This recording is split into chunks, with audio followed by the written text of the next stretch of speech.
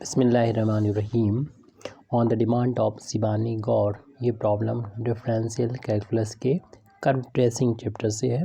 Trace the curve a square y square is equal to x cube 2a minus x. सबसे पहले हम given equation of curve लिखते हैं। The given equation of curve, जिसको हमें trace करना है। ट्रेस का मतलब ये होता है कि आप कम से कम पॉइंट्स का यूज़ करते हुए और डिफरेंशियल कैलकुलस की नॉलेज का यूज़ करते हुए इसको प्लॉट करना है इसको। तो प्लॉटिंग में और ट्रेसिंग में ये डिफरेंस होता है कि हम डिफरेंशियल कैलकुलस के जो पॉइंट्स हैं उनका यूज़ करते हैं। तो सबसे पहला पॉइंट यहाँ पर हम देते हैं, सिमेट्री चेक करेंगे कि ये कर्व जो है वो कोऑर्डिनेट एक्सिस के अबाउट सिमेट्रिकल है या नहीं, और उसकी पहचान कैसे करें। देख रहे हैं कि बाई में कर्व इवन पावर है, यानी 2 पावर है, तो ये एक्स एक्सिस के अबाउट सिमेट्रिकल होगा कर्व, यानी एक्स एक्सिस के जैसा कि ये कर्व ऊपर बनेगा वैसा ही ये कर्व एक्स एक्सिस के नीचे बनेगा। अभी हम कर्व को प्लॉट नहीं कर रहे हैं, बस बता रहे हैं कि जैसा ऊपर बनेगा वैसे नीचे बनेगा। और वाई में एक्स में देख रहे हैं कि ऑड पावर है हर जगह पर, इसलिए ये एक्स एक्सिस के वाई, यानी एक्स में अगर ऑड पावर है तो वाई एक्सिस के अबाउट सिमेट्रिकल नहीं होगा, यानी कर्व जैसा वाई एक्सिस के इस तरह वैसा उधर नहीं होगा। तो यहाँ पर हम जो होगा उसके बारे में यहाँ पर लिख दे रहे हैं। The curve is symmetrical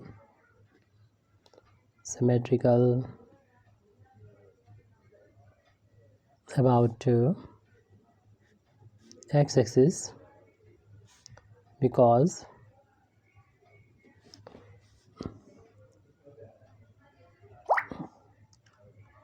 because power of y is even। अब दूसरा पॉइंट देते हैं ऑरिजिन। तो सबसे पहले तो ऑरिजिन के बारे में, यानी नेचर ऑफ ऑरिजिन की बात कर लेते हैं। तो सबसे पहला काम तो ये देखेंगे कि सबसे पहले तो हम लोग ये देखेंगे कि कर्व ऑरिजिन से पास होता है या नहीं। तो इस आसान तरीका है, वैसे तो पॉइंट x बराबर 0 y बराबर 0 रख के भी देखा जा सकता है, लेकिन दूसरा तरीका ये है कि देख लें यहाँ पर कोई टर्म ऐसा तो नहीं, वो कांस्टेंट है। अगर कांस्टेंट टर्म होगा तो ये कर्व ऑरिजिन से पास नहीं होगा, लेकिन हम देख रहे हैं कोई भी कांस्टेंट टर्म मौजूद यहाँ पर नहीं है, इसलिए ये कर्व ऑरिजिन से पास होगा।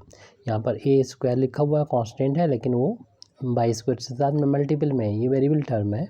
और यहाँ पर देखें ब्रैकेट में तो 2a कांस्टेंट टर्म दिख रहा है, लेकिन चूँकि ब्रैकेट ओपन हो के एक्स क्यू का इसमें मल्टीप्लाई हो जाएगा और ये भी वेरिएबल टर्म हो जाएगा। तो इसलिए कोई भी कांस्टेंट टर्म यहाँ पर मौजूद नहीं है, इसलिए ये कर्व पास होता है ऑरिजिन से। Since there is no constant term in equation of curve,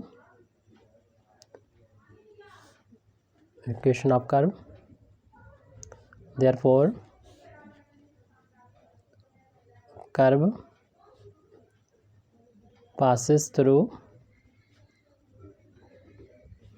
origin। Curve जो है ऑरिजिन से पास होगा। अब ऑरिजिन से अगर पास होगा तो ऑरिजिन का फिर हम नेचर भी चेक कर लेते हैं कि किस तरीके का होगा। तो उसके लिए हम टेंजेंट एट ऑरिजिन निकालते हैं। टेंजेंट एट ऑरिजिन, तो ऑरिजिन पर टेंजेंट निकालने का तरीका ये होता है कि जो लोवेस्ट डिग्री टर्म होते हैं उनको 0 के बराबर पुट कर देते हैं। तो देखेंगे सबसे बड़ी पावर जो हो गई 4 पावर होगी, इसके बाद 3 पावर होगी, और लोवेस्ट डिग्री टर्म का ये 2 पावर का टर्म है। तो इसको 0 के बराबर जब हम पुट करेंगे तो यहाँ से वाई स्क्वायर बराबर 0 और इससे वाई की 2 वैल्यू आएंगी, लेकिन दोनों वैल्यू 0, 2 वैल्यू आए अलग अलग और दोनों वैल्यू मतलब सेम वैल्यू हो और तो ऐसी सेम वैल्यू अगर आती हैं, 2 वैल्यू आती हैं, तो इसका मतलब कर्व जो होगा वो कस्प होगा। कस्प और नोड के बारे में हम लोग जानते ही हैं। कस्प का मतलब कर्व, उस पॉइंट पर कर्व की दो टेंजेंट होंगी, यानी जैसे एक कर्व की एक है ब्रांच और दूसरी ब्रांच ये है, तो दोनों ब्रांच का एक ही टेंजेंट होगा। जबकि नोड के बारे में हम लोग जानते हैं, नोड इस तरीके का पॉइंट होता है, यहाँ पर कर्व की दो ब्रांचों का टेंजेंट जो होते हैं वो अलग अलग होते हैं। तो हमारा ओरिजिन का नेचर इस तरीके का है। तो इन दो पॉइंट्स को भी हम माइंड में रखते हुए प्लॉट करेंगे, लेकिन अभी हम और भी पॉइंट्स यहाँ पर निकाल लेते हैं। यानी तीसरा पॉइंट,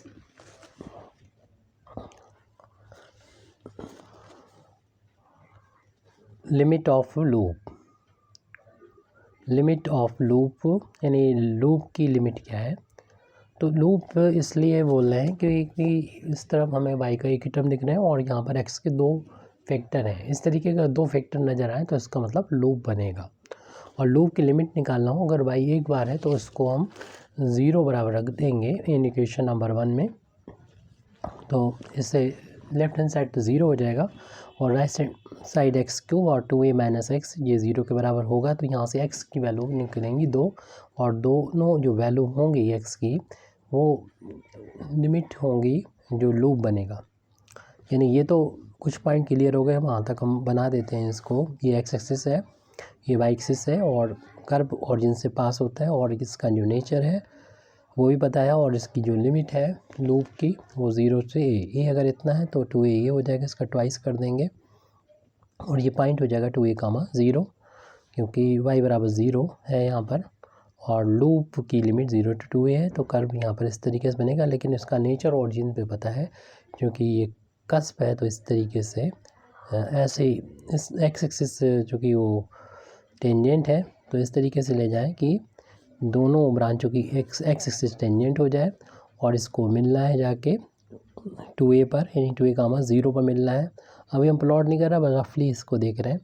इस तरीके से बनेगा। अब हमें ये भी देखना होगा कि ये कर्व जो होगा यहाँ पर कैसे बनेगा, यानी x is equal to 0 Y axis का इक्वेशन होता है, उसके लेफ्ट हैंड साइड में कैसा होगा और ये 2a के इस तरफ कितना होगा ये और चेक करेंगे। अब इसमें भी हमने थोड़ा सा, जब लूप की लिमिट हमें पता चली उसके बेस पर और ये कर्व्स के बेस पर हमने थोड़ा सा बनाया है और यहाँ पे मिलाया है इसको।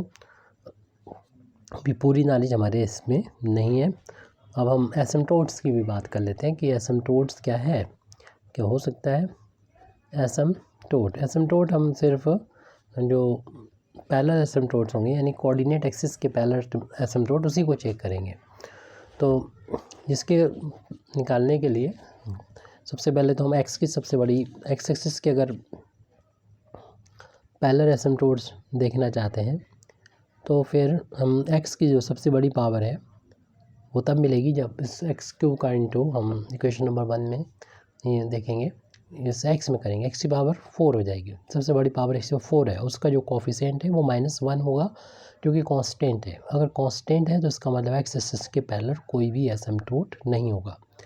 तो फिर हम y एक्सिस के पैरेलल एसिम्प्टोट देखने के लिए y की सबसे बड़ी पावर को देखेंगे, वो यहाँ पर एक ही टर्म है 2 है पावर और उसका कोफिशिएंट भी कांस्टेंट है। तो कोई भी y एक्सिस के पैरेलल एसिम्प्टोट नहीं होगा, यानी कोई भी x एक्सिस और y एक्सिस के पैरेलल एसिम्प्टोट नहीं है। तो लिख देंगे यहाँ पर there is no asymptote parallel to coordinate axis. Oblique asymptotes के बारे में हम तब सोचेंगे जब हम देखेंगे कर्व हमारा ये फाइनाइट है या फिर इनफाइनाइट है। क्यों कभी कभी कर्व जो होता है वो उधर बनता नहीं। इस बात को बताने के लिए कि कर्व की कहाँ तक इसकी रेंज है तो हम इक्वेशन नंबर 1 को सॉल्व कर लेते हैं x के लिए y के लिए, क्योंकि x 2 बार है इसलिए y के लिए सॉल्व करना ठीक रहेगा। यूजुअली हम y के लिए ही सॉल्व करते हैं। तो इक्वेशन नंबर 1 से यानी solving for y, equation number 1 से हम वाई स्क्वायर की वैल्यू निकालेंगे। ए स्क्वायर को राइट हैंड साइड में पहुंचा दिया हमने, तो x cube 2a minus x upon में आ जाएगा ए स्क्वायर। तो स्क्वायर हटाएंगे, दूसरी तरफ स्क्वायर रूट लगेगा, जिसमें से x cube 2a minus x upon यहाँ पर ए स्क्वायर है तो x की 3 पावर में से 2 पावर बाहर निकल जाएंगे x की फॉर्म में, और a² की 2 पावर ये भी a की फॉर्म में बाहर निकल आएगी। यहाँ पर x की 1 पावर बचेगी और ये फैक्टर 2a - x होगा। इसकी वैल्यू को देख के हमें पता चल जाएगा कि कर्व का किस पोर्शन में ये बनेगा, या इसको प्लॉट कर पाएंगे या नहीं कर पाएंगे, या इसको एग्जिस्ट करेगा या नहीं करेगा। तो जैसे कि हम देख रहे हैं x की वैल्यू 0 वाई एक्सिस के लेफ्ट हैंड साइड में, यानी x की वैल्यू 0 से कम निगेटिव डायरेक्शन में देखते हैं। इफ़ x, जैसे इक्वेशन नंबर 2 डाल दें, इफ़ x लेस देन 0 यानी 0 से कम हो, यानी निगेटिव डायरेक्शन में देख रहे हैं x की, यानी वाई एक्सिस के लेफ्ट हैंड साइड में देखते हैं। तो हम देख रहे हैं कि यहाँ पर रूट के अंदर वैल्यू रखेंगे माइनस की वैल्यू, यहाँ माइनस रखेंगे तो माइनस माइनस प्लस हो जाएगा, लेकिन ये वैल्यू माइनस, इसलिए स्क्वायर रूट के अंदर निगेटिव आ जाएगा, और रूट के अंदर निगेटिव तो इमेजिनरी हो जाएगा, तो y एग्जिस्ट नहीं करेगा, तो y is imaginary, y imaginary हो जाएगा। और इस तरीके से कर्व जो है वो x लेस देन 0 के इस तरफ नहीं बनेगा, इस तरफ कर्व का कोई भी पोर्शन नहीं होगा। अब हम देख लेते हैं कि इस x इजिकल टू जो 2a लाइन है, इस लाइन के इधर, क्योंकि ये तो हमें लूप की लिमिट मिल गई थी, तो इस x equal to 2a 0 point था ये पॉइंट, यानी ये वाली लाइन जो y एक्सिस के पैरेलल है, x 2a है, टेंजेंट हो जाएगी इस पॉइंट पर। और हम देखेंगे कि इसके राइट हैंड साइड में वैल्यू होगी, यानी x इक्वल टू 2a से बड़ी वैल्यू क्या इस कर्व में रखी जा सकती है, इससे y की वैल्यू मिलेगी। इफ़ x की वैल्यू अगर हम ग्रेटर रखते हैं 2a से, तो अगेन हम देख रहे हैं कि यहाँ पर 2a अगर रखते हैं तो कोई प्रॉब्लम नहीं, यहाँ पर अगर 2a से ग्रेटर रख रहे हैं तो कोई प्रॉब्लम नहीं, यहाँ पर 2a से ग्रेटर रखेंगे तो निगेटिव आ जाएगा, और प्लस और माइनस का मल्टीप्लिकेशन माइनस होगा, स्क्वायर रूट के अंदर निगेटिव होने से y इज़ इमेजिनरी हो जाएगा अगेन। तो इसलिए कोई पोर्शन इस कर्व का ये x इक्वल टू 2a से ग्रेटर में यहाँ पर नहीं बनेगा। अब इन दो के बीच, यानी 0 और 2a के बीच में देखते हैं कोई वैल्यू रख के, यानी सभी पॉइंट्स को देखते हैं, यानी 0 से और 2a के बीच में कर्व को 0 और 2a भी रख के देख लेंगे।